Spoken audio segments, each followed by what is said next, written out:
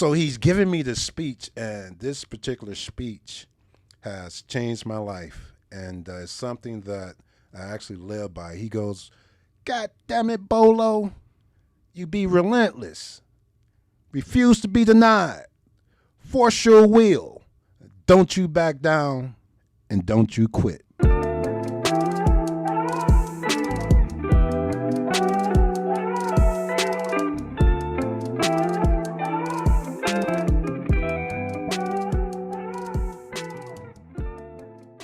How's life, man? How's life been? Hey, life is a good thing. As you know, as we go through life, you have your ups and your downs, but at the same time, we always gotta try to find a way to keep pressing forward. Yeah, man, I really appreciate that. So let's get into this podcast. A lot of people probably don't know you outside of the city of Regina, maybe because Saskatchewan, everybody knows who Ventson Donelson is. You know what I mean? So let's go back a little bit. You're not from Canada, right? You're not born here, not raised here. You're from the States, right? Yes, I'm not from here. No. I'm from Detroit, Michigan. That's where I'm from, but I was born in Rock Island, Illinois, and moved to Detroit when I was probably around 2 years old. Oh, okay. And spent the rest of my adolescent years growing up there. Is Illinois close to Detroit? Yeah, actually, it's about where I was born is about 5 hours away from Detroit. Okay, okay. Detroit, hey? I've never been to Detroit. How's the living in Detroit different than Regina, probably? Hey, it's the total opposite in every way, shape, form. That's what. Yeah, I have no idea. You got to explain to us a little bit. Well, Detroit is a fast happening city. It's a lot to do, a lot to get into. You always got to be aware of where you at, be aware of your surroundings. You got to watch your front, watch your back, watch your side, kind of thing. But at the same time, it was a wonderful place to grow up. It's a place that where, going against and being with, other very talented individuals, it challenges you to be the best you could possibly be. I actually remember being 9 years old when I first started playing baseball and going to baseball tryouts. We had cuts. Really? At 10 years old, everybody didn't make the team. Oh shit! In Saskatchewan, not like that sometimes. No, everybody play, everybody get a trophy. You get a right? participant medal. Yeah, so that's why you understand why the mentality sometimes with Americans can be a little bit different. No, for sure. Did you grow up with any brothers or sisters? I have an older brother. Actually, he's 10 months older than me. Oh, so I came in the world what I call hot. And what I mean by that is I was born at 7 months. I was a preemie. You were? Oh. I was born 3 pounds, 2 ounces. And as you know, back in 1968, they didn't have the technology that they have now. It's pretty much put you in the incubator and let you fight grow for your life. Yeah. Jeez. So you don't even remember that, but what did your parents say about that situation?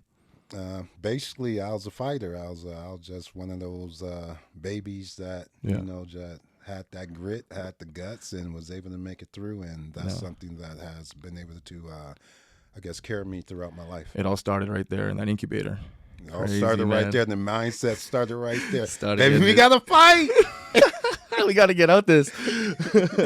So back in Michigan right now. So you went to high school in Michigan, I'm guessing, right? Yes, I went to Henry Ford High School. So when did you start playing football then? I actually didn't play football until I was in the 10th grade. I actually tried playing Little League football, but my mom she didn't want me to play. She didn't want her baby to get hurt because in baseball, I had just broke my wrist playing baseball, and she was obviously in her feelings and didn't want me to play. Didn't want me to play football. But what I did is in the 10th grade, I had a bunch of buddies that played football that I actually played baseball with, and they invited me out to the team. They knew I was a pretty talented individual. They figured I was a guy that could actually help the team. Your mom let you?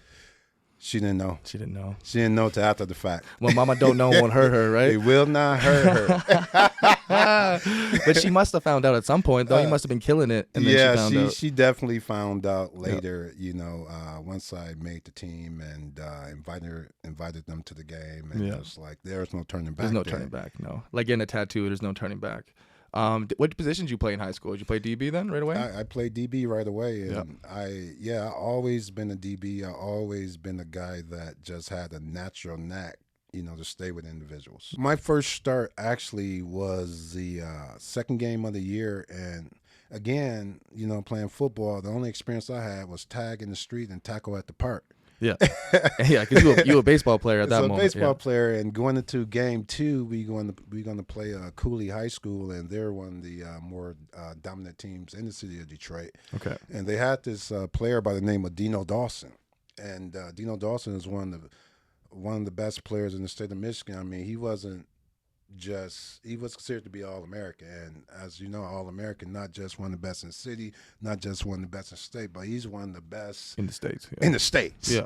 And the starter got hurt in game 1, and so my coach came to me that Monday, and he was like, "Bolo, you're gonna start." That's my nickname back home. Okay. And he go and. But I'm all my buddies telling me about Dino this, Dino that, Dino this. And my coach, him being savvy and understanding the situation here, I got this kid that never played organized football before, and I'm about to put him against an All-American. Yeah. Right. But that said a lot about what he's seen in me, right? Exactly. So he's giving me this speech, and this particular speech has changed my life. And it's something that I actually live by. He goes, "God damn it, Bolo, you be relentless. Refuse to be denied. Force your will. Don't you back down, and don't you quit." And sure enough, man, I got that speech all week and a few other things. And sure enough, man, I go into the game, and what ended up happening in that scenario, my focus wasn't on Dino Dawson. What was it on? My focus is on forcing my will. Damn. My focus is on being relentless. Yeah. So you weren't even thinking about Dino Dawson, I was- All-American. You were just forcing your will the whole game. Man, that's crazy. Yeah. And what's crazy about that, I was like clay when it came to football because I was new to it. So he just took me and shaped me and molded me and molded my mind. I already had the natural athletic ability, right? That's why he put me out there. He put it knowing together. that I never played organized football before, but I got a knack where a guy just can't leave him. No, for sure. And man, we go into that game, and sure enough, they ISO'd me, Yeah. bombs away. And then what happened? How'd it work? How'd it go? Look at here, man. Ventson Donelson made a name for himself that Oh, yeah, game. okay. Yeah, Shit. I think Dino might have caught one ball for like maybe 3 yards and got lit up. I mean, not a knock against Dino whatsoever. He was a great, outstanding receiver, but I had something that was a little natural with me, and I had this mentality in me, that goes back to that 7 month, 3 pounds, 2 ounces In the incubator. in Yeah. the incubator. Yeah. And my coach giving me that gas. Yeah, that's a on it. speech. He That giving got me that goosebumps. gas, Yeah. right? So what'd he say to you after that game? Man, Because he don't know you're gonna do that. You know what I mean? He just after giving you a that chance. game, the rest was history. It wasn't no more to be said. Yeah, you just Ventson Donelson. I'm You know what I mean? just do what you do. Yeah. And just Damn. continue to take in the coaching and try to stay humble and try to stay out of trouble and just try to continue, to get better. So that was the moment I'm like, I'm gonna do this, not baseball, basically. That's pretty much. I won't say that was the moment, Yeah. but that was one of the moments that let me know, you know what, you can get something out of this. Yeah. Man, that speech you gave me almost gave me goosebumps. You know what I mean? Yeah. Want me to go run through a brick wall. Fuck. Yeah. Shit. And is he still alive nowadays or no? Is he Man, I miss Joe so bad, Rest in peace, dude. Joe. It's down there to bring tears to my eyes. Damn, my bad. Because of the fact that the effect he had on my life in regard to the things that he instilled in me that I have to lean back on to this day. Yeah. I feel like I wasn't able to give him his roses personally the way I wanted to, because when I went to Michigan State and left Detroit, I didn't want to go back to Detroit just because of my family situation, some of the things that was happening there. I just wanted to be away, stay at school, Do your thing. do my thing. Yeah. And because of that, I wasn't able to pay him the honor that he definitely deserved from me, because he has changed my life.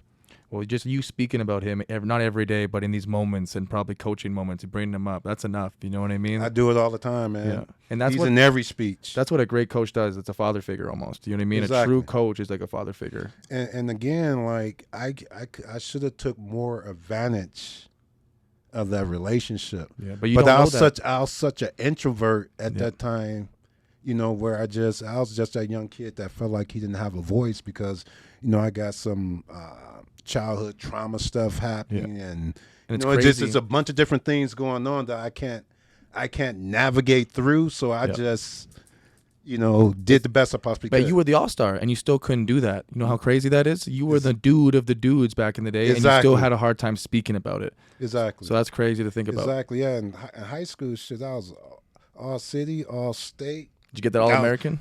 I didn't get the first team All-American, but I was on the Michigan Dream Team. Okay, and that's a big team. Is that That's a big thing? big team in Michigan. You looking I was at me on like the Dream that's a big Team. thing. Yeah. I believe I was rated 9th or 10th. The Dream Team. Jeez. And when you say Dream Team, if I could put a team together, this is who I want. Did you guys get to play together at all, or no? Just kind of like an all-star team, basically.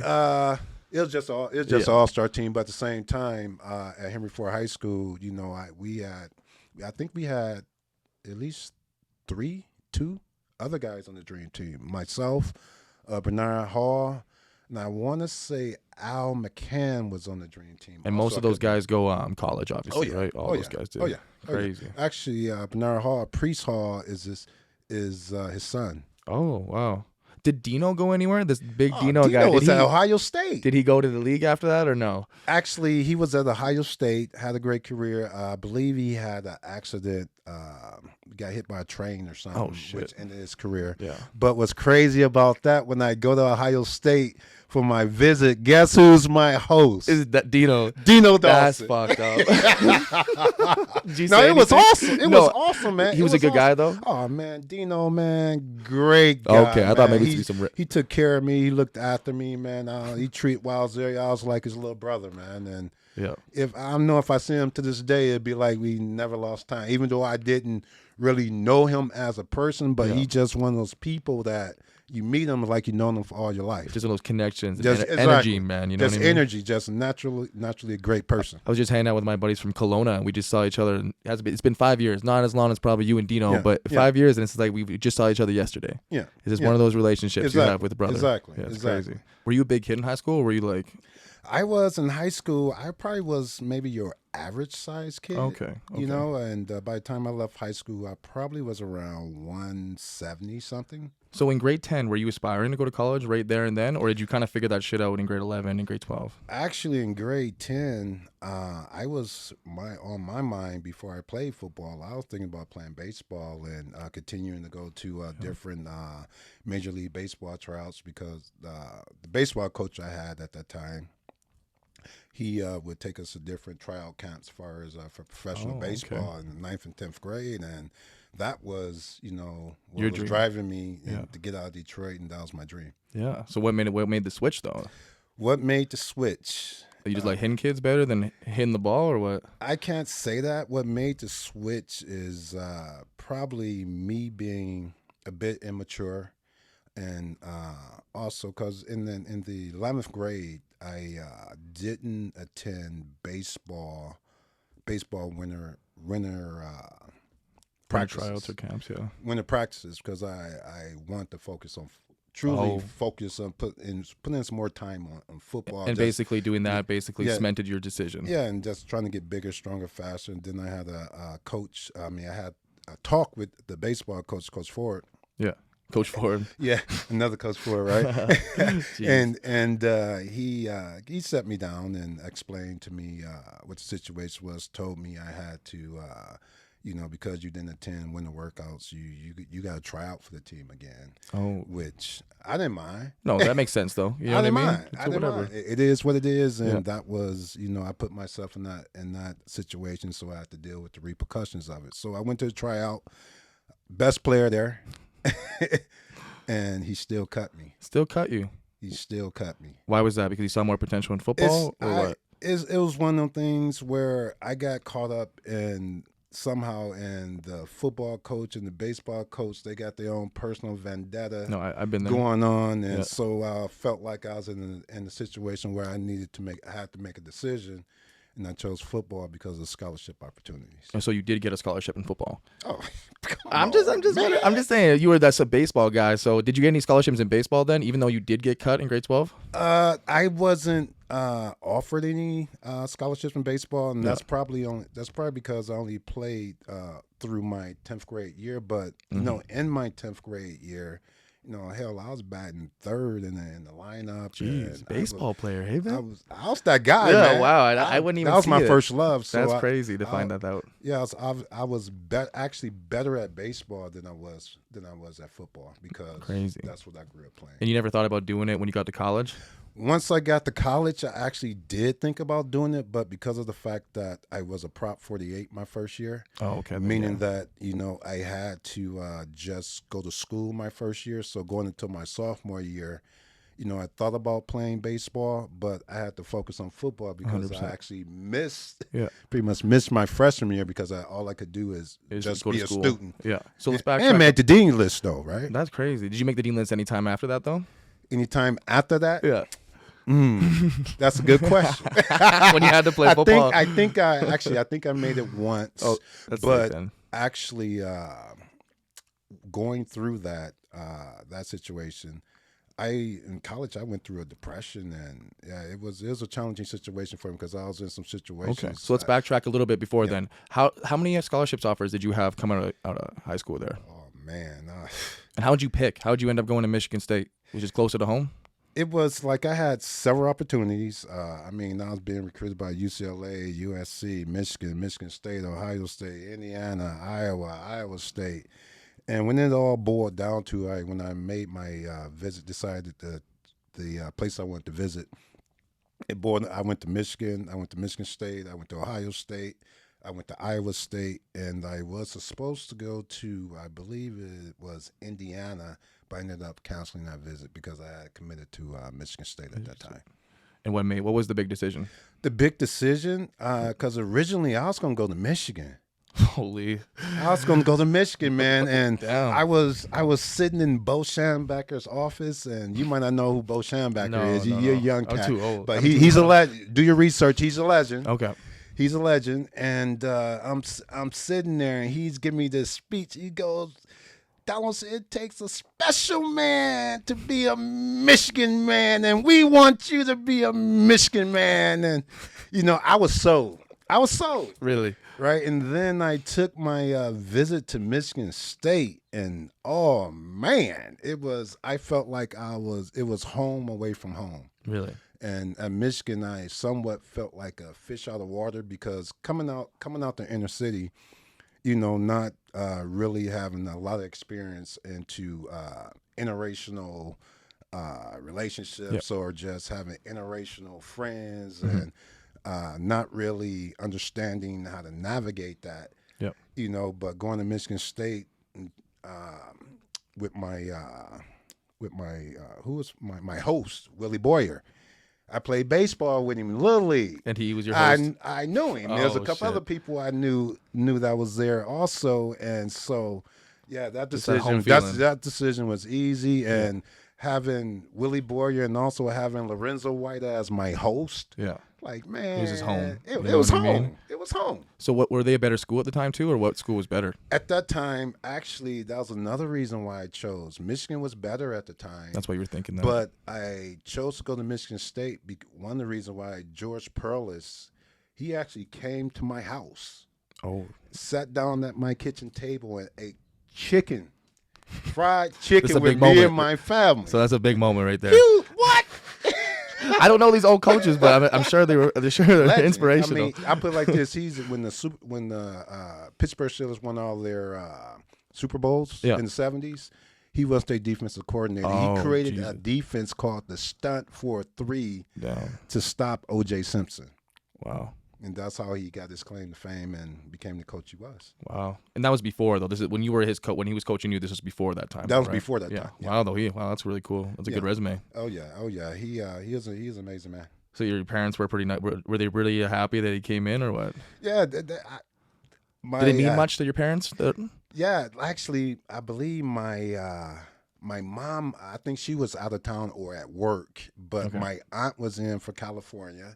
and my dad was there. Yeah, we sitting there eating chicken, chopping it up, Wow. and What was he saying? Did we just want you? You know what I yeah, mean? he just he was it was just regular conversation, just Oh. wanting to get to know me and asking my dad questions about his upbringing and Wow, that that's sort really of cool. thing, and also having Charlie Baggett there, who was the receiver coach, but he was the Detroit recruiter for Michigan State. Jeez. Man, So what a everything just fell guy. into place. Yeah, what a guy! You know what I Like mean? he Yeah. was kind of like that uncle that you didn't have, that you had, but when you're away from your family, No, you, for you sure. need that other, Yeah, that yeah. older person, Yeah, to look that's out for awesome. you. And he was that guy at Michigan State. So were they there with all those coaching staff there your whole 4 years there?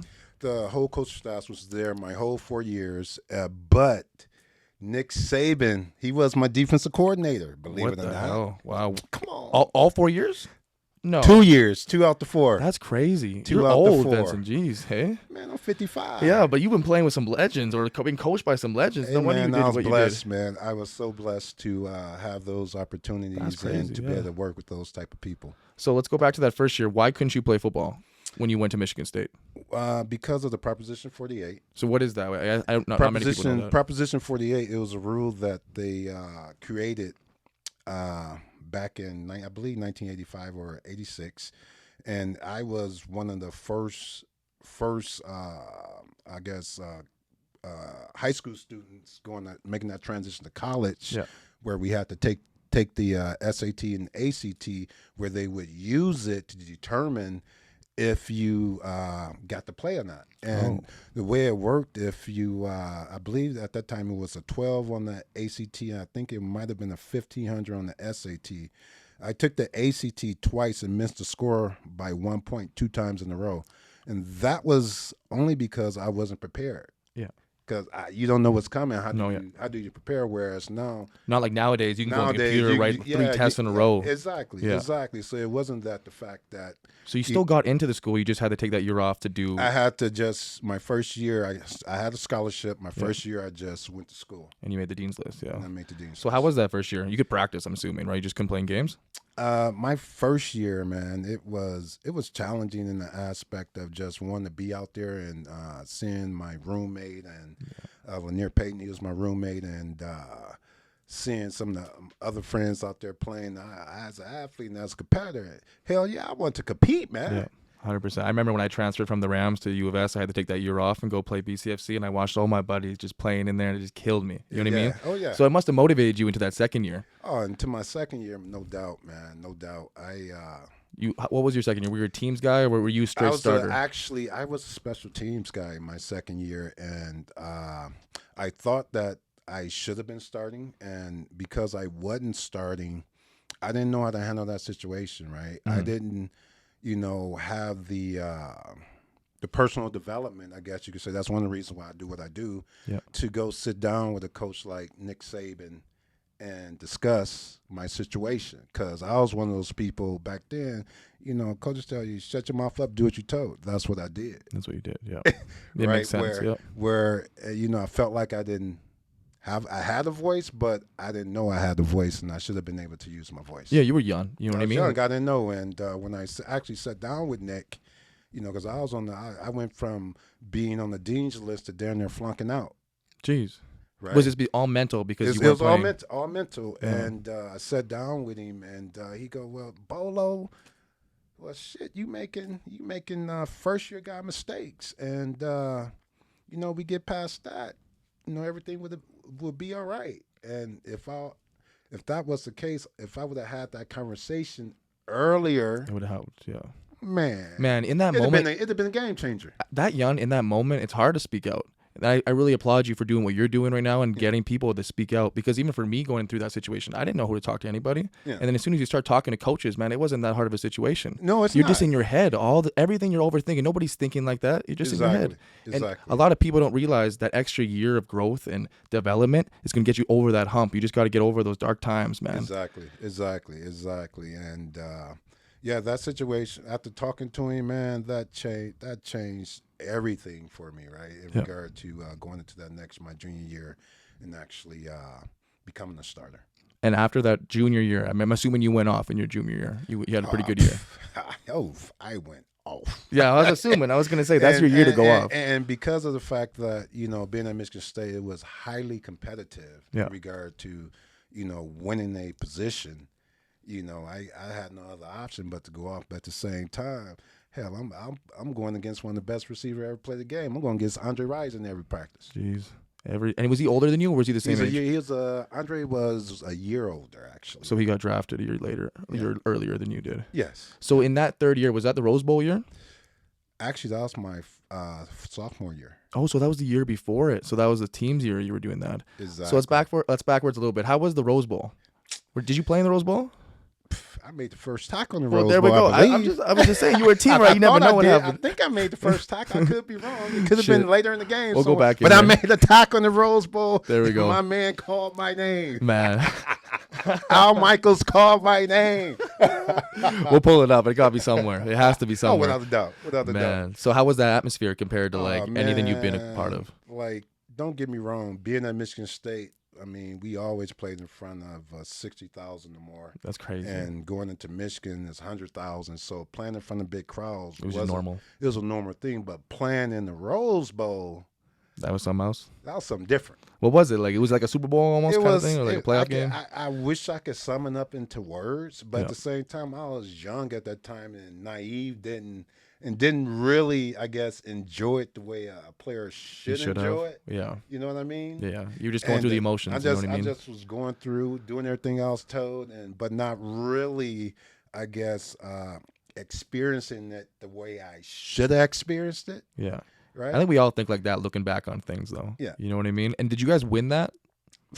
Come on, man. I know. I need to do my. I don't know. I had to do my research. I wasn't sure. Man, it's a conversation. We handled Rodney Pete and the boys. You did? What was the final score of that game? I want to say, I can't remember the exact score. I want to say it's like 23-20 or something like that. It wasn't a very high scoring game. We beat them by 3 or 4 points, something like that. Okay, but that's gotta be a close game though. That's gonna be a nervous game though, coming at the end. Oh yeah. So there's not a championship bowl or anything with the Rose Bowl, right? Or what is going on? There's no trophy? At that time there wasn't a national championship game. There wasn't, no. But at that time the Rose Bowl was the best bowl of them all. Okay. Are you just saying that, or is that just because I mean it was at that time. What was the other one? At that time the Big Ten and the Pac-10 were considered the two top conferences at that time. Oh, really? The SEC wasn't even big back then? They were big, but at the same time, yeah, okay. Yeah. Okay. Yeah, I think the SEC, they did the, was it the Fiesta? Was it the Fiesta Bowl, maybe? Not the Fiesta, but the, so you're the American. I'm a Canadian. I don't know any of this stuff. It was a couple other big bowls. Cool. Also, but the Rose Bowl was the main bowl that. Yeah, I just had to hear that story. That got the notoriety, right? So in your third year and your junior year, did you guys go to a bowl game that year too? Then we went to my third year. We went to the Gator Bowl. Went to the Gator Bowl. Did you guys win that one? Actually, did we win? We lost that one. I believe to Georgia. Damn. Very good game, though. Very good game. Actually, you pull that game up, man. You will enjoy it. Because of you or what? Or because of just the game? I had some good hits, but it was a great game in general, and just watching some of the players that went on to have pro careers like Andre Rison do his thing. Man, it was a great game. That's cool. So after your third year, do you declare for the draft, or you play one more year in your senior year? I played one more year. Okay. How'd that senior year go for you then? My senior year, it was pretty good. I wish when I look back at it, don't get me wrong, I was focused. Yeah. Totally focused, but at the same time, I think that there's probably another level of focus I could have had. And two, because they actually took a year eligibility away from me, because in the U.S. you get 5 years to play 4. Oh. I got 4 years to play 3. Because that first year counted? Because it's the school year? And since then, they have changed the rule.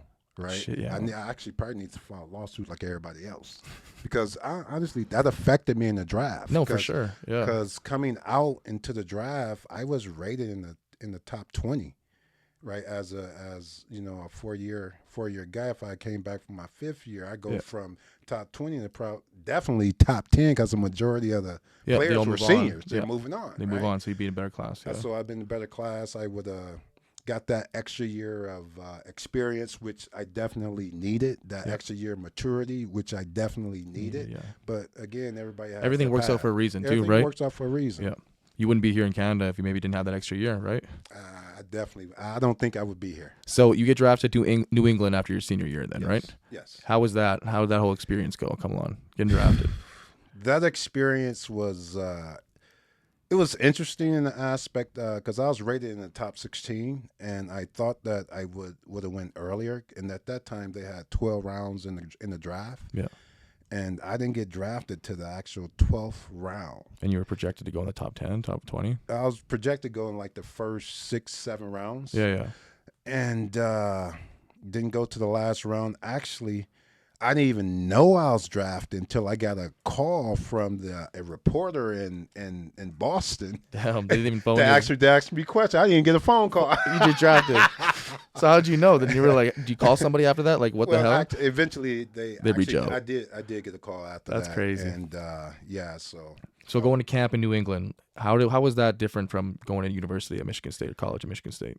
going to camp as a professional, there's nobody to hold your hand. No, I know. Yeah, Right? I realize that. There's you versus you, and you versus your opponent that's across from you, and it can be a lot of pressure, especially a person like myself being out the inner city and going to a place like that, not knowing no one, and trying to fit in, and knowing that you ready, but you're not quite ready. No, I know what you mean. 100% You know what I'm know what you saying? mean. Knowing When that I went you're to not Winnipeg, quite ready. they don't tell you anything. They just put you in there, Right. expect you to know what you know, and go to work. Right? And I ended up actually breaking my wrist in one of the preseason games. Was it the same wrist back in the day for baseball, or no? It was the opposite It was the other wrist. wrist. And unfortunately, I ended up in the cast for 12 weeks, and so therefore I ended up on injury reserve for the whole year. Shit. And wasn't able to actually get on the field. Yeah. Damn. And then the next year after that, did you continue with the Patriots, or what happened with this? Next year after that, I became a Plan B free agent. Okay. And decided, and again, me not having proper mentors in my life, and not running scenarios by people, just making decisions on my own. Yeah. If I had that decision over, I probably would have stayed in New England. But because Green Bay upped my contract by 200%, gave me a nice signing bonus. I just took the money, right? Yeah. Then without really thinking about The long-term plan. big picture. Yeah. 100%, Vincent, you already know the guys back in New England. You know the system, everything. You just as good, if not better than the guys that's there. You just need to go do your thing. Right? Yeah.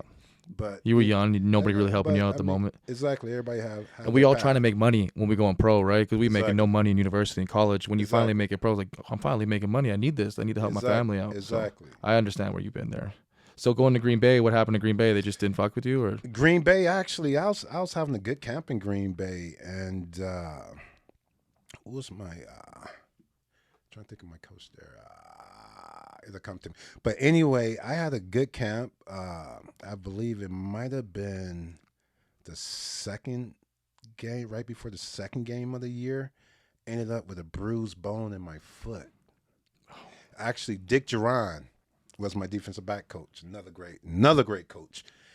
And so I ended up missing like a couple weeks of training camp. I think it might have been a couple weeks. Then come the last game of the year, they ended up dressing me. I should have never dressed. Wow. But then again, yeah, because you don't want to put not having the mentors, not talking to people, making decisions on my own. Vincent, your foot is still sore. What are you doing? Yep, 100%. Right? Yep. And but I went out there, played, ended up getting cut in the end, and yep.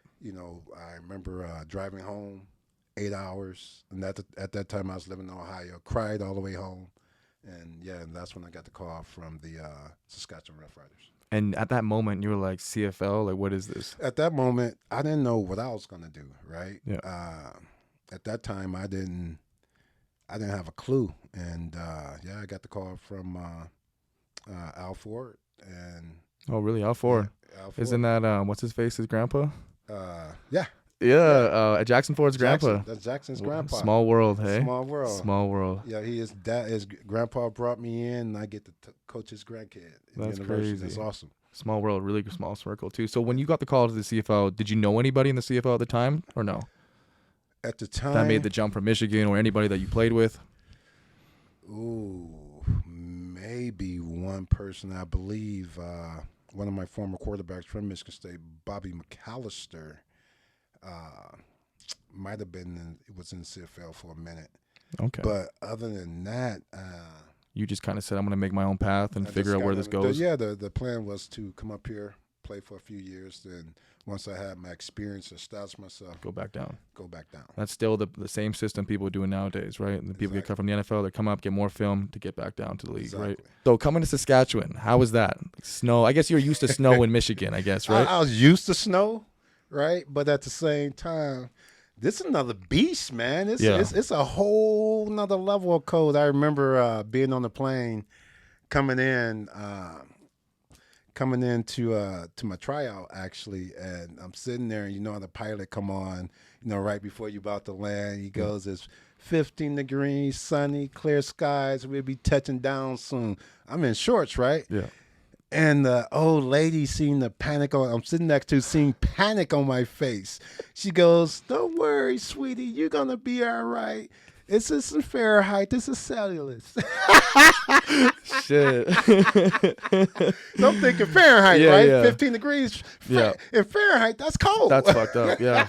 That's funny. So did it take you a while to realize the Celsius and Fahrenheit thing too, or what?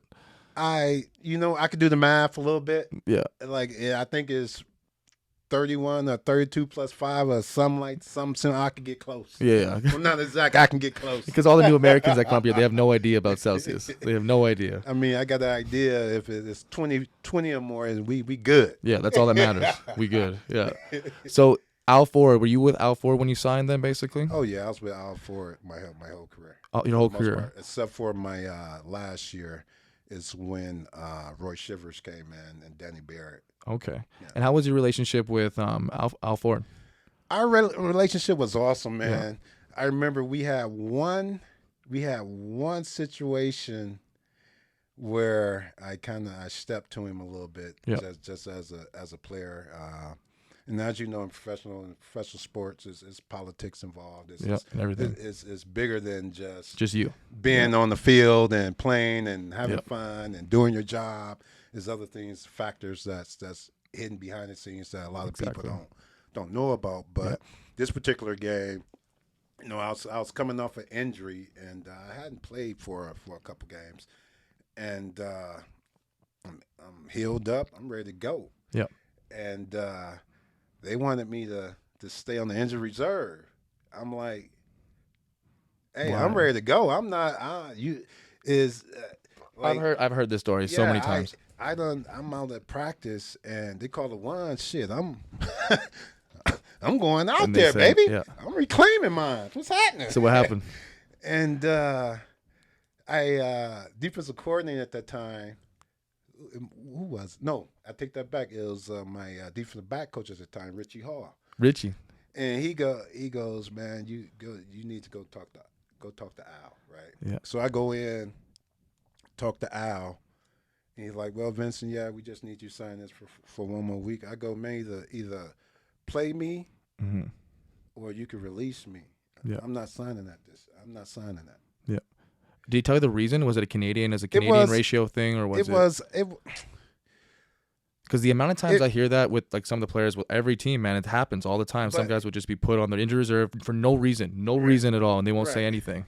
Right. It was one of them things. I think they want to look at somebody else or something like that. Yeah. Right. But at the same time, I felt as though I hadn't lost my position to injury. Yep. Normally in professional sports, you don't unless the guy is coming in. He just got fired. That dude. Yeah. Hey, that's just what it is, big dog. No, for sure. And what year was this? It wasn't that situation. This would have been in shoot. Because you played 10 years with them, didn't you? Man. This might have been in 90. When was this? This might have been '98. I can't believe So it. at the end or at the It end might of have it? been. It You might have been towards the end. yeah, yeah. Yeah, it would have been towards the end because I didn't have to gump like that early on in my career Yeah. to do that. To Right? do that. Yeah, nobody does. Yeah, I don't even look at Jo. I'm like, oh hey. Right. And yeah, I'm sitting at Al's desk, and he goes, "Well, Vincent, no, we need you to sign this." I'm like, "Al, I'm not doing it." Yeah. And then, I took a moment, and because I always been a team guy. I always did what the team needed. Yeah. In regard to having to go inside, play inside. When I'm a true corner, I want to play corner. That's all I want to do. Yeah, But you need somebody to go inside, I go inside. You need somebody to play dime, I'll do the dime. Yeah. But I want to be out here, but because what the team needs, Yeah, you do anything, right? I'll do it. So, we're kind of going back and forth. I had to take a step back and put my ego aside and thought about what the team needed. Yeah. And in that situation, they didn't need that situation going on when we were about to get ready to play a game. Yeah. So, I left for that. Al, I'll sign it this week, but come next week, if I'm not playing, then we need to do something. Mm-hmm. Did you get to play next week?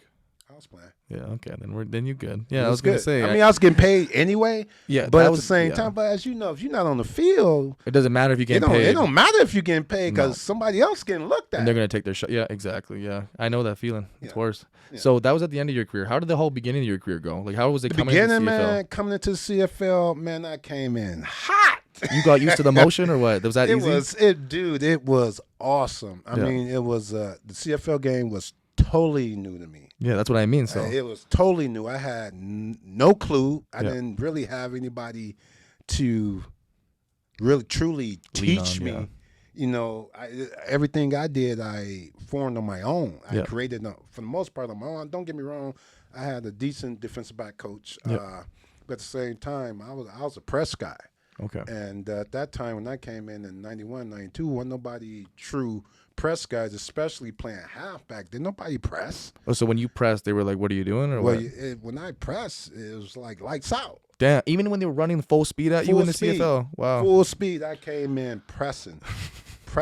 And I remember my second in 92, I was Don Matthews, who was another great legend I got to play for, thought I was such a unique player.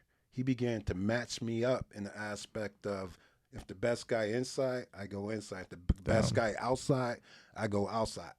I was doing matchups way before that was even a thing. Damn.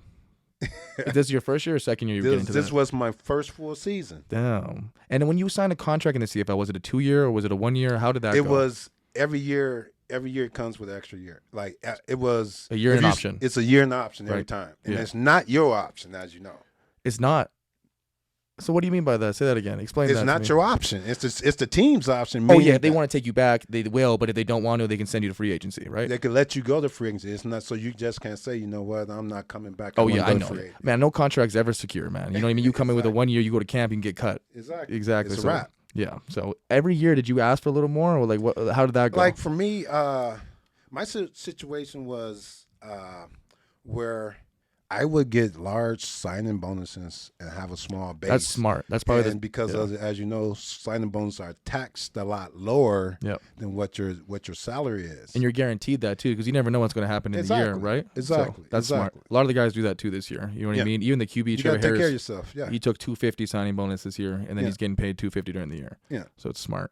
So that's how you did it. I was always curious because it's my contract year coming up next year, so I got to Yeah. figure all that shit out after Oh, next yeah. year. So Look out for you. yeah, do you have did you have an agent back in the day, or was that all you? I had an agent back in the day when I was dealing with the CFL. Yeah. Not CFL, but NFL. Yeah. When I started doing CFL contract, because of the money at that time, it wasn't huge sums of money. I thought that was something I could negotiate myself. Okay, that makes sense. Yeah. So going through Regina, like, how did you enjoy like the atmosphere of Regina people, and like how did you like come into Regina and make it basically home for you? Like, Did you think you'd stay here your whole life? did I think I would stay here my whole life? Come in here, your I would first year. have to say no. Yeah, that's a lot of us. No, because I mean, Yeah. being in Regina, it's a wonderful place to live, wonderful place to raise a family. I always say I see everything happening here in slow motion. Being from Detroit, Yeah. everything here is in slow motion. Slow. So I see it before it even happen, right? Yeah. So I didn't think I would, have a family here and create a life here for myself. That Yeah. wasn't on the plan. The plan was always to, go back to the Get back to the NFL, league, get right? back to the league. Yeah. Yeah. So what happened? What happened? What you know what I mean? What happened? When did Shamar happen, and then you just Well, kind no, of it's. I'm glad you asked that. Yeah. Because this is another one of the things I talk about in regard to when I do my thing for speaking. yeah Again, like back then, you didn't have any form of personal development. no Like now, a lot of teams do personal development with their players. they do that every year. Yeah. Do certain things, and I didn't have none of that. So all that baggage and childhood trauma and different things I had, I was still carrying a lot of that stuff, right? And I got triggered when I was engaged to a young lady and it didn't work out, and that triggered me in a way where, I just went to depression. I just couldn't. Yeah. You haven't sort gone thing- through something yeah, like that, and you didn't know how to handle it I because nobody didn't- taught yeah. you or anything. right, and going through that, at that time I hadn't smoked weed since I was in high school, No, yeah. right? And we talking about like this happened like 97. Yeah. Going to 97, and I hadn't smoked no weed in years. Yeah. And I got back into smoking weed and ended up getting tryouts with the Jacksonville Okay. and also the Atlanta Falcons. Oh, so you did get a chance back there. Oh yeah, and had good tryouts. Yeah. And next thing I know, I get a call from my mom. She's like, "Vincent, I got this letter from the NFL." I go, "Open up, what it says." And she started reading it to me and it said that my drug test came back positive. Yeah, because in the NFL they test for fucking They weed. they test for that, right? Yeah. And so all I had to do was pretty much go through their protocol they had or whatever. I've been fine. Yeah. But because of the embarrassment and I, just not really understand how to handle that, I decided to settle. What do you Stay mean here. settle? Settle, stay When here. when I really? say settle, meaning that it's more in you, it's more you can do, but you making a conscious choice Yeah. to settle lower than your standards. It's of almost what you being can like- be. You're being comfortable. You know what I Yeah, mean? You it's- didn't want to exactly. leave your comfort zone there. Exactly. Yeah. Exactly. And Damn, I didn't know that. and as you know, anytime you settle, you're always going to have regret. No, for sure. Yeah. And when did you why? So why did you settle? Was it because of the relationship and all that shit going on? It was. You know what? It was one of those things where I just didn't want to go through the rigmarole, Mm-hmm. right? I had been cut before, and it's like, you know what? You know the process. I know I'll just stay here and do my thing here. So when did that come into play? You wanted to make a thing to help other kids and help other people out there. Oh, Was that man. during the Riders or That was during the situation? Yeah, that was during the Riders. They had a program called Team Health. Yeah. And I remember we would go into schools talking to kids about the importance of cigarettes, the importance of education, the dangers of cigarette smoking. Okay.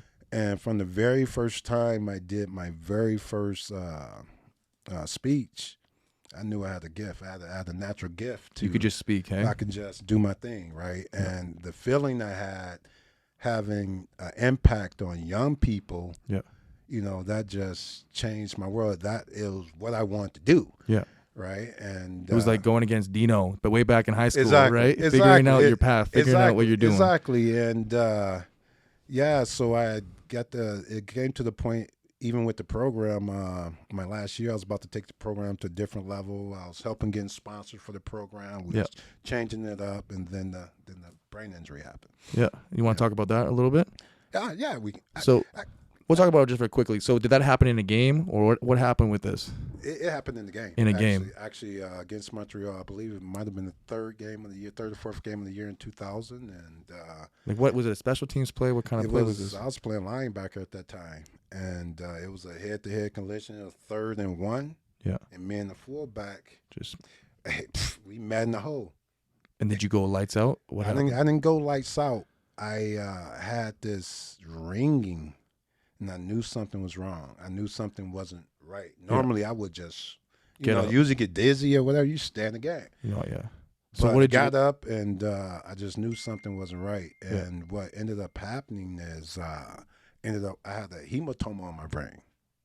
Oh, and was this because of the hit, or It was was this something that was already there? It's two things happened in that game. The first thing happened in that game, I was hit with a penalty flag in the eye, which the same game. the same game that happened before the head injury, and I'm sure I had a mild concussion then because I was out, somewhat out, but ended up waking up on the ground crying like a baby. Yeah.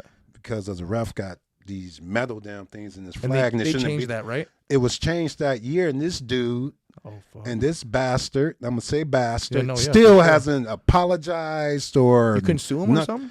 I sued the CFL. Yeah. I Okay. sued the CFL because they did change their rules. Yeah, they but- should have been sued. Yeah. Yeah, that's what I'm saying. and so I got hit the penalty flag, but stay in the game because you got I'm with a new administration, new GM, new You wanna coach. show you- I gotta.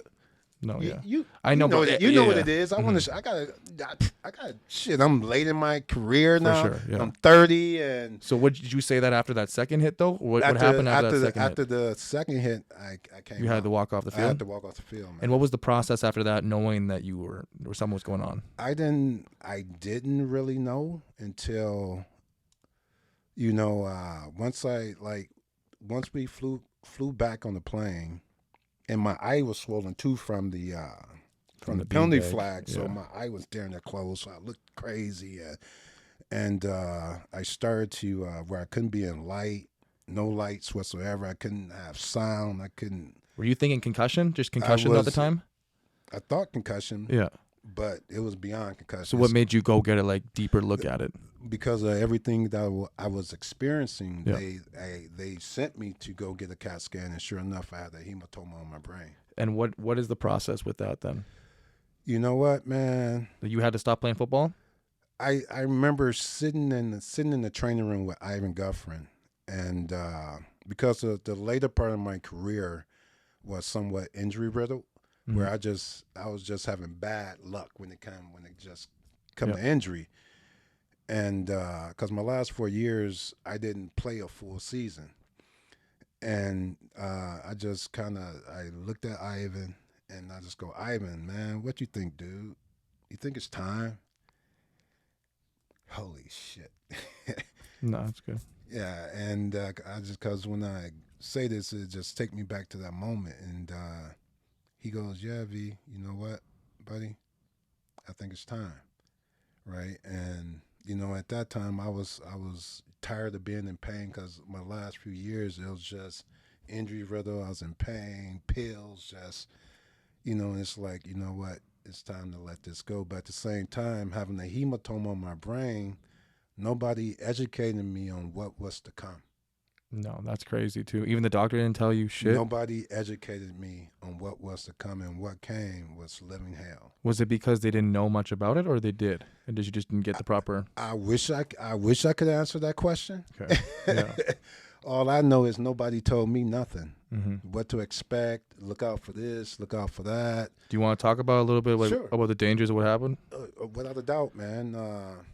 I went through a situation where I didn't know myself because of the fact that after that injury, my personality changed.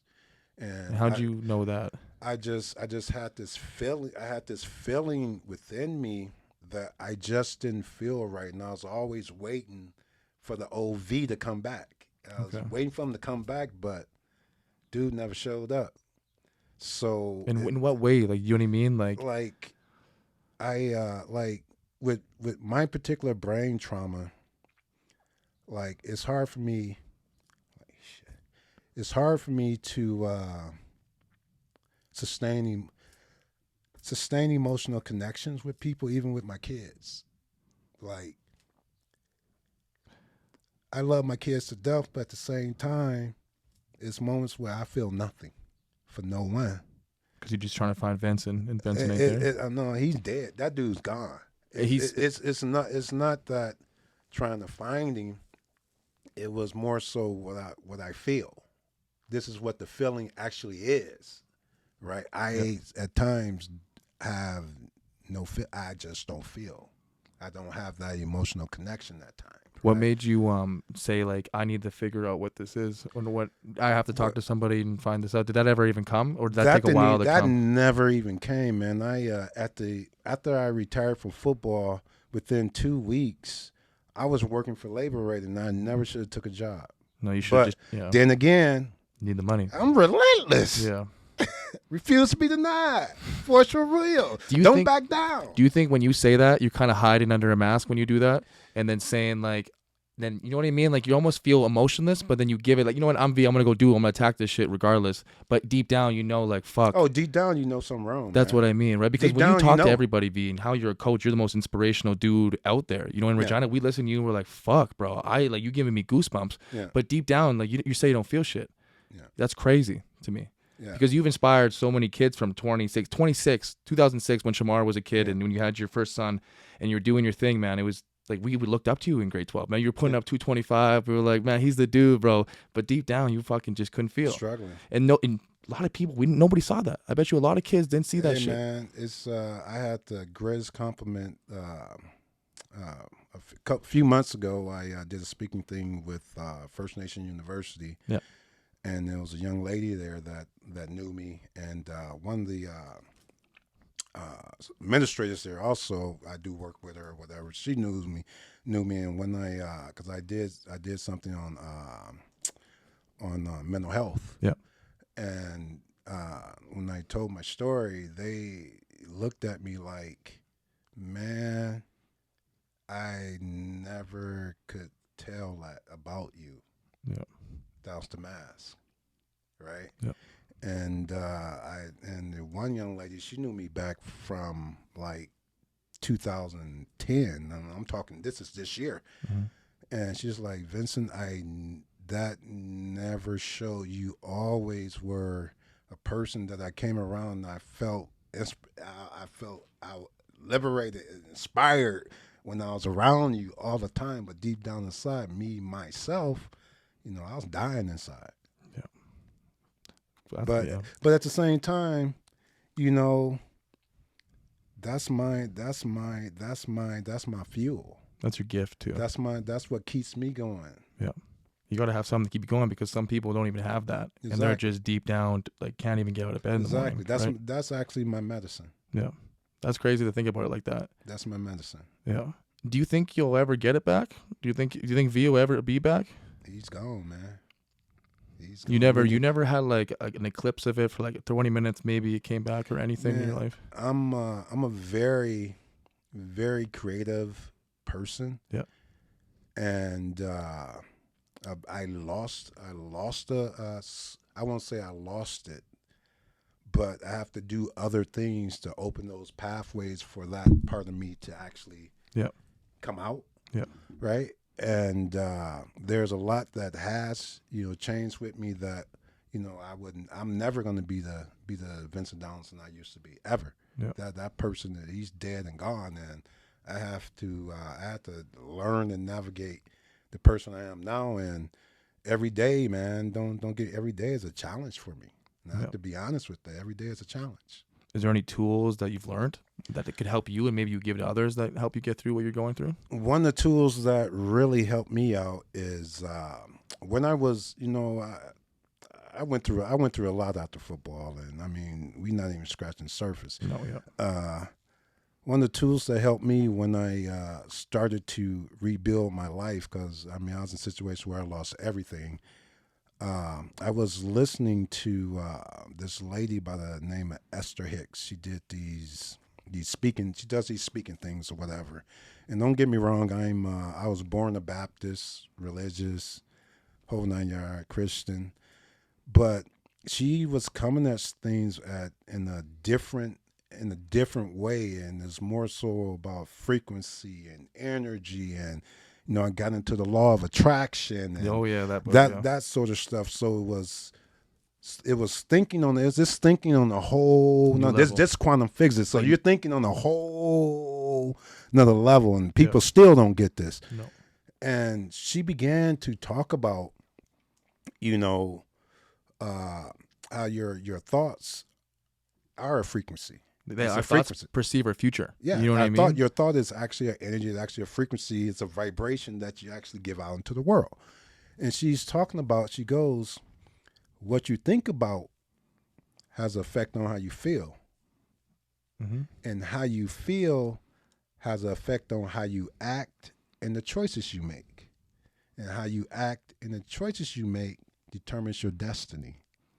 If you heard that shit when you were 19 years old, imagine how different that path would have been. Exactly. And the fact of the matter is we're in total control of that whole scenario. So it don't matter what you go through. Yep. It's more so what's your perspective on your shit, yeah. what you go through. And don't get me wrong, there's times when shit just go bad. Shit is just horrible. Yeah. And you got every right to take your ass in the corner and suck your thumb if that's what you want to do. Yeah. But you can't stay there. No. You can't stay. No. Life goes on. So just for me, just learning how to process trauma, because between 2000 and 2010, actually, let's back it up. Mm-hmm.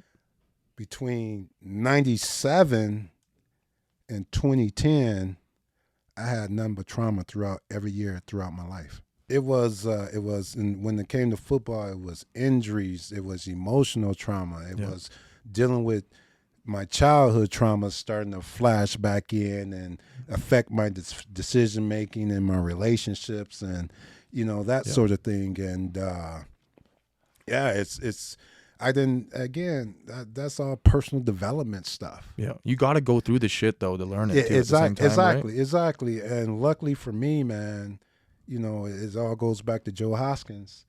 The mindset to get me, even though in the moment I didn't have the tools that I needed, but what I did have is that grit to move forward, to get up, and move. It's just like kind of like Martin Luther King. He got a quote that he says: "If you can't fly, run. If you can't run, walk. If you can't walk, crawl. By all means, just keep moving. Keep moving." Yeah. Was there a point where you couldn't keep moving at all? Like, was there a point where it was so dark that you couldn't keep moving? It was, man. I was always moving, but at the same time, I got into doing coke. I got into doing things that was totally outside of who I really was. Yeah. And part of that was I was chasing the old Vince. I remember the first time I ever did coke, and this was after my career. Okay.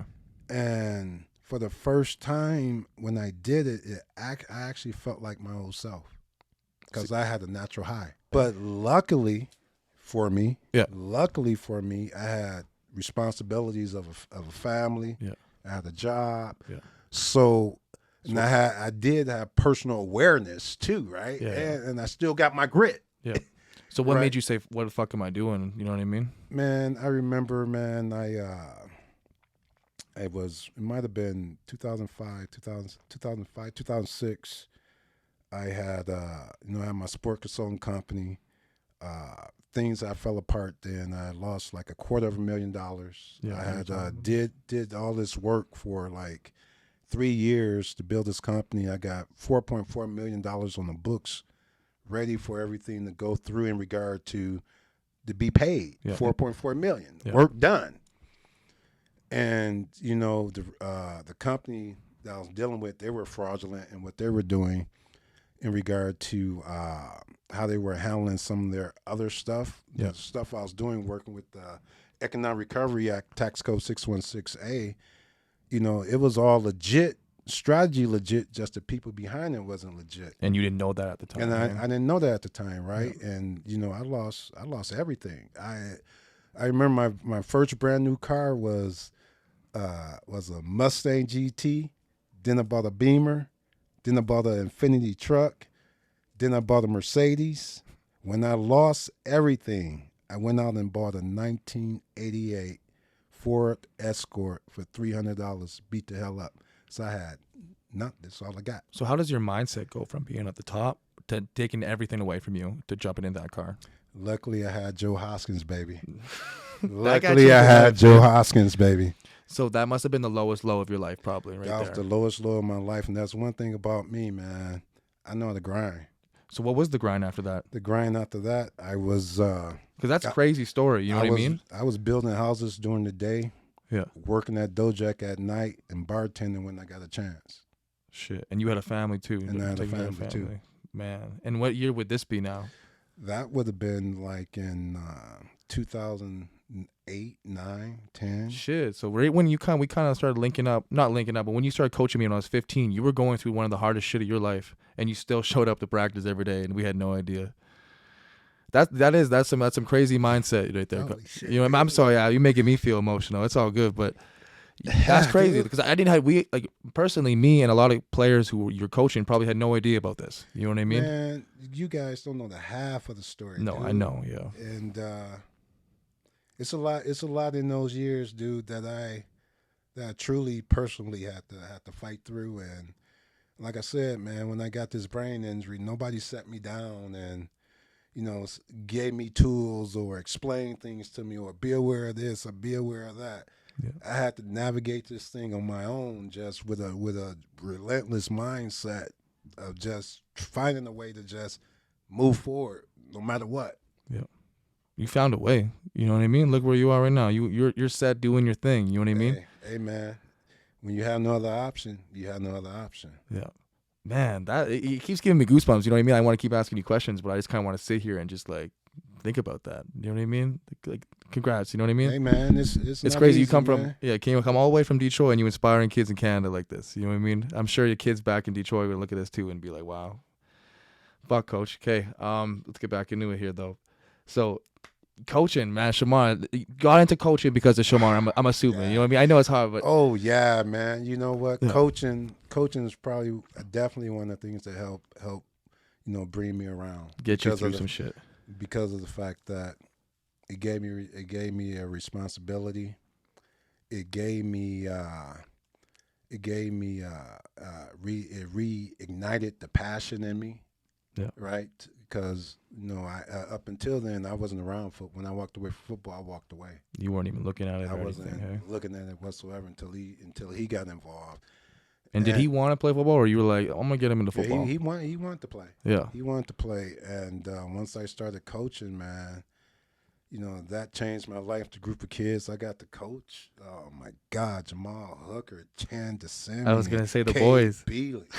I got to coach some Some studs. of the greatest to ever come through Regina Exactly. and have impact on them, right? No, yeah. And going through that and having the success, with the boys, that just helped me refine Ventson again. Yeah.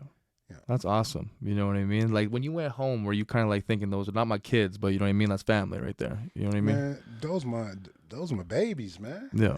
Just like you one of my babies, man. It'll always be like that, no matter what. Yeah, you were with those guys for a minute though, since they were like 8, I bet. Since 8, 9, man. 8, 9. So All the way to high school. yeah, all the way pretty much through high school. Through high school. I was so lucky and blessed to be able to have that as a coach. Man. Because I got more out of that more than likely than they did. No, in the aspect of, again, that was my medicine. Yeah. Man, how was Labolas? How was, like, I know you coached the kids from all there, but how was coaching a high school team? You know what I mean? Being back in a high school. It was interesting, man, Yeah. especially my first year because, and I mean, I got this in RMF too, being a former professional player. Yeah. Some people get their backs up and this and that, and you don't get opportunities like some of the other people. People make it hard for you. I know what you mean. Yeah. They make it for hard sure. for you, especially when you're not part of the good old boys club. Exactly, yeah. And going to Labodas, I appreciate John Ford actually giving me that opportunity to come and coach on this coaching staff. And my first year, working with I was working with Sheldon Gray. Yeah, Sheldon Gray. That was like elite coaching staff. Yeah, and but he did all. I didn't do a lot of coaching. Yeah, he was the And coach. actually, after my first year there, the next 2 years, I coached receivers. Oh, really? I didn't even know that. That was before I came there, though, I That was think. before you came. Before I I came coached there. receivers. Yeah. Well, you're a DB. You know how to, like, beat a DB. Come on, You know what I man. mean? You know every Come little on, move to man. do. Yeah. Come on. I coached receivers, right? And then after a few years, I was able to, once Sheldon, Yeah. got used to me and understood what I was about. Yeah. You moved into the D coordinator role almost, didn't you? Yeah, once he left and went to U of R, I moved into the defensive coordinator role. And I was in my last year. You were the D coordinator. And as you know, we did things that teams never seen. No, you put me at DB. I swear, you put me at DB, and I was blitzing from DB. I'm like, I'll do this. Fuck it. You know what I mean? It worked out. We did some things that was totally unorthodox. We won 4 years in a row there, championship, man. Exactly, and it was a lot of fun and a lot of great players, a lot of great coaches, and a lot of great relationships. It was a great time. You know what I mean? And then how did you get into the U of R? Who asked you to do that? Or did you apply, or what was going on in the situation? My boy Sheldon I Gray. know. I had to say I had to wait. Yeah, man, that's the one thing about Sheldon Gray, man. He recognized talent. He was my dog, man. Sheldon Gray was my favorite coach from fucking high school because he was the Team SAS coach too, right. And he was the reason why I fucking went to U of R. Just his system, and he was intense. I've never seen a coach that would like punch a fucking marble thing and almost break his hand. He did it last year again. He did it? Nah, I thought he was cool. he was cool, but he lost his shit again. He lost his shit, and it's like, coach. He actually broke it this time. No, fuck, man. Yeah, so I think he's learned his lesson about that. But Sheldon, man, what a remarkable coach. Intelligent. Like I like. Man, there's no way if he chooses to be a coordinator professionally, he'll damn sure be one of the best at it because of how his mind works and the work ethic that he puts in, and it's second to none. So, you know, when he got the opportunity to become the coordinator over there, it was like, V, man, there was no question.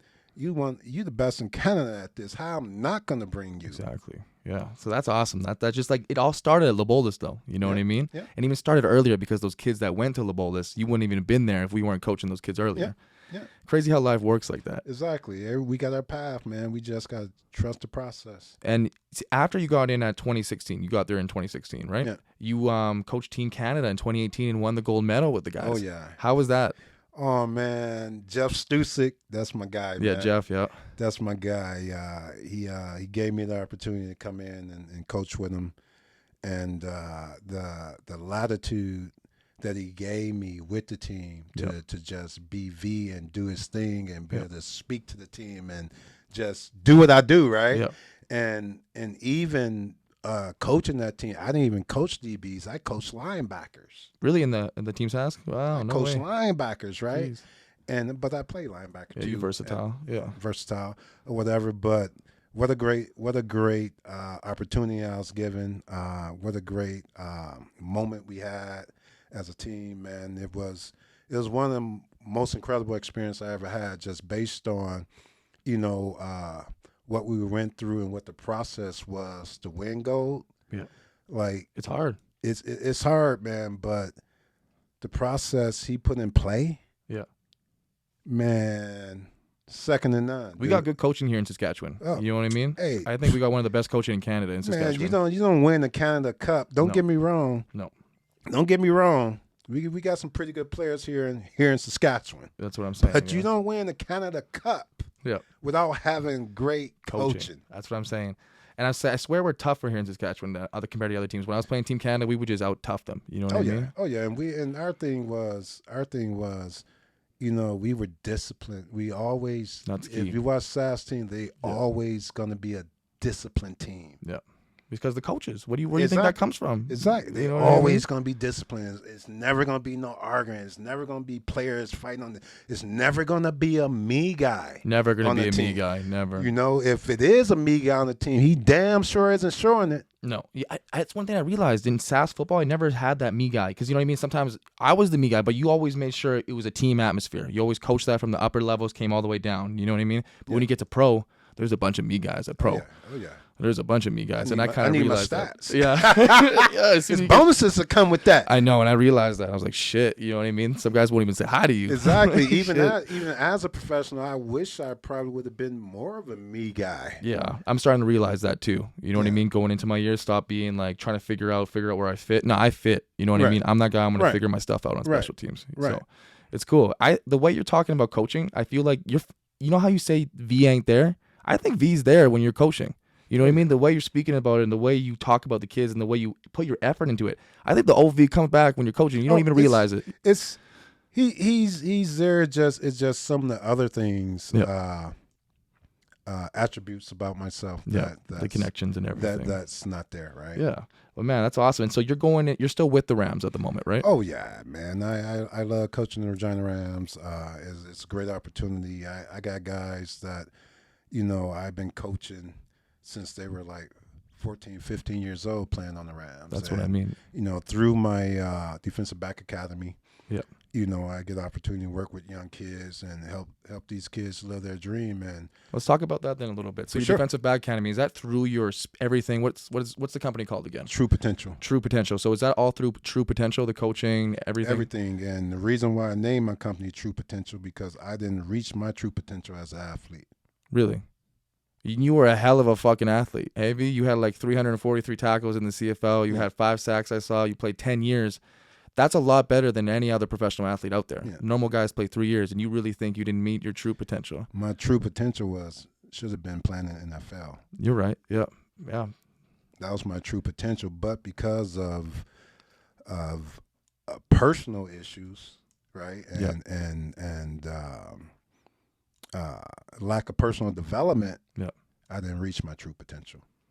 And then you're trying to help people find their true potential. Make sure they don't stay comfortable and make sure they take that fucking chance regardless if you want to leave There home. you go. That's why I do what I do. I love it. You know what I mean? Check out True Potential. It's on Instagram. He's got it on Facebook. Where else can we find you on that? My website is Ventson Donelson, VentSonDonelson.com. You get all the information there. And you do speed training, strength training. You even do recruiting consulting. What was that all a part of? What that's about is identifying players that potentially have the skill set to go to the next level, and helping them in that process, helping them live their dream. Yeah, like letting them know that they can do it. Like I didn't know I could make the CFL until maybe my 3rd year in university. Yeah. If I knew maybe I could make it in grade 12 or grade 11, you know how much harder you'd be working and working on your craft?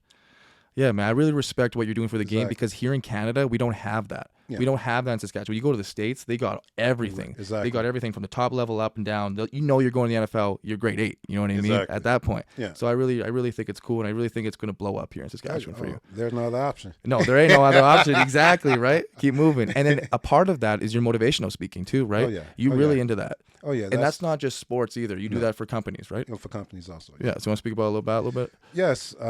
Like I got a program called Mind of a Champion, and where it really outlines the mindset that it takes to be a champion. I mean, I've been in sports for 32 years, and out of 32 years, I believe I've been a part of 25 championship teams. That's crazy, right? Yeah. And it's about mindset. It's about learning how to persevere. It's learning how to getting people learning how to deal with adversity. Yep. Right, because adversity, man, it's one of those things. It'll show you who you really are. It's just like being on the football field. I tell players all the time, playing the game of football will show you who you really are inside. Exactly. Because there's adversity everywhere. No, everywhere you go, from the coaches, from the players, to even going home and dealing with family and then having to go play. It's a hard decision sometimes. You know what I mean? Anything in your life could cause a little bit of disruption, you know what I mean, and affect the football field. Exactly. So yeah, man, that's freaking really awesome. How is the program going? Are you going out to companies and visiting them out? Yep. I actually just did a keynote with SAS Polytech. I went to all 4 of their different campuses. I'm now really starting to push that part of the business. I hadn't really been pushing the motivational speaking side of it. So we gotta get you a YouTube channel, you know what I mean? Put you on there. Oh yeah, I got a channel. I just got to put more content on there. Okay, right? Yeah, that's awesome. So it's for me. It's a matter of just making sure I get everything organized, get everything set, understand what I'm great at, and bring in the help that I need to do the things that I'm not great at. And this is something you enjoy, hey? I'm assuming. Oh man, you know what I mean? There's no reason you wouldn't be doing this if you didn't enjoy it, hey? Man, I love it, man. There's nothing like being able to touch somebody's spirit. Exactly, man. You could touch somebody's spirit, No, yeah. Just like your That's coach different. did. You know what I mean? It's You're just like, trying that's to do what your different. coach did. Everybody can't touch another person's spirit. Nah, man. No, yeah. You got to get comfortable with people and you got to get deep with them. It's easy to learn something from somebody who just made it. You know what I mean? Had Yeah. no struggles and did it, but it's really cool to listen to somebody who freaking had it and then lost it all. Lost it all. Lost it fucking all and then came back. You know what I Yeah. mean? That's a real story. Like, I don't want to listen to anybody that just kind of made it on luck. You know what I mean? I Right. want to watch somebody who freaking fell, came back, and they're still doing their thing. They keep moving. Let's keep moving. Yeah. You got a book coming out or anytime soon or what's going on? Working on it, man. There's a book coming? Okay. And you just said something. I think I'm gonna put a speech together for this summer called it "Keep Moving." Keep moving, camp. Yeah, Keep man. moving. There we go. You can make it a camp too. Keep moving. You know what I Exactly. mean? You got Exactly. you got a lot of stuff coming out, I bet, man. Oh, And yeah, I'm man, excited to hear the future. I'm excited about the future, man. It's just a matter of just getting aligned with the right people with the same passion Exactly. and making it happen. Facts, man. Do you want to continue and talk about anything else here, or do you think we did pretty? I know we didn't even scratch the surface right now, but that surface right now is more than I knew, and more than a lot of kids out there probably knew about you. And I really think it's a cool story, Vincent. I'm really happy that you came on the podcast, man. I appreciate you, man. I really enjoy it. Thanks again, hey. All good. Ventson Donelson. Talk to you guys later.